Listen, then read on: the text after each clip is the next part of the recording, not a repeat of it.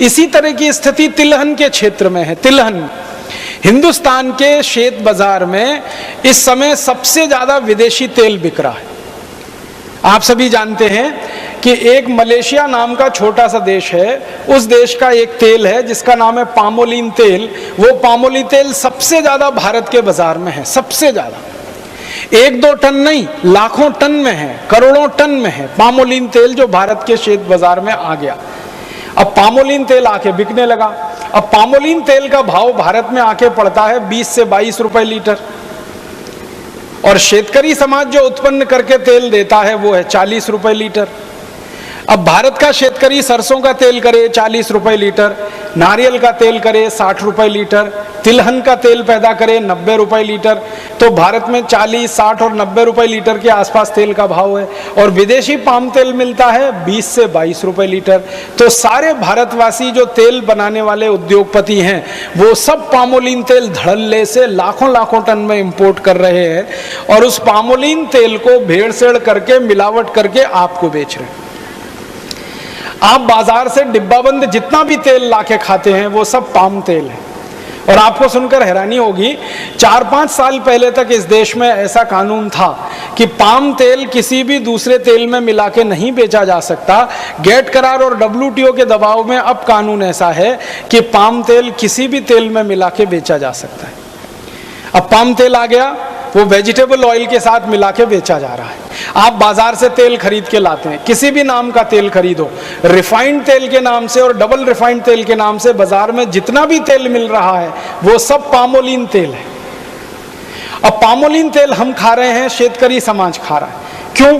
क्योंकि शेतकरी समाज जो तिलहन पैदा करके बेचता था, शेतकरी समाज जो सरसों का तेल पैदा करके देता था या नारियल का तेल, उसको भाव नहीं है, तो उन्होंने तिलहन पैदा करना कम कर दिया है। तो भारत में तिलहन का क्षेत्रफल भी लगातार घटता चला जा रहा है।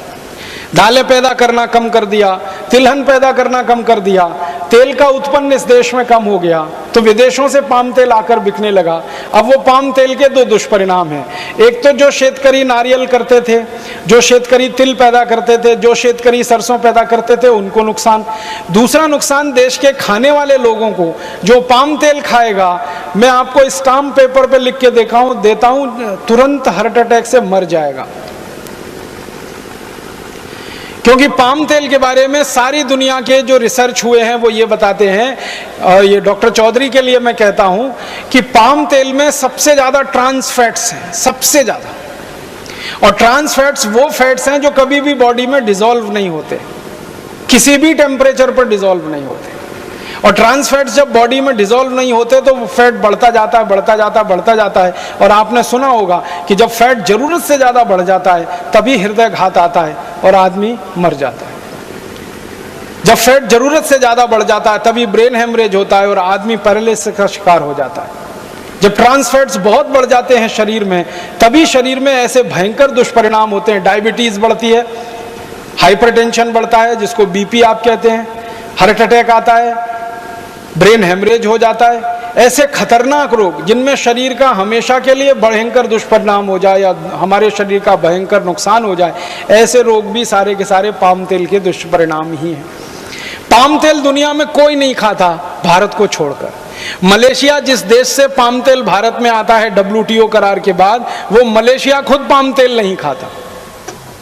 मलेशिया में पाम तेल का जास्ती से जास्ती उपयोग होता है उद्योग धंधों में, लेकिन वो पाम तेल गेट करार के बाद भारत में भयंकर पैमाने पर बेचा जा रहा है। तेल का बाजार पूरी तरह से अब विदेशियों के कब्जे में चला गया। सारे देशभक्त हमारे वीडियो को लाइक, शेयर और हमारे चैनल को सब्सक्राइब करें। जय हिंद।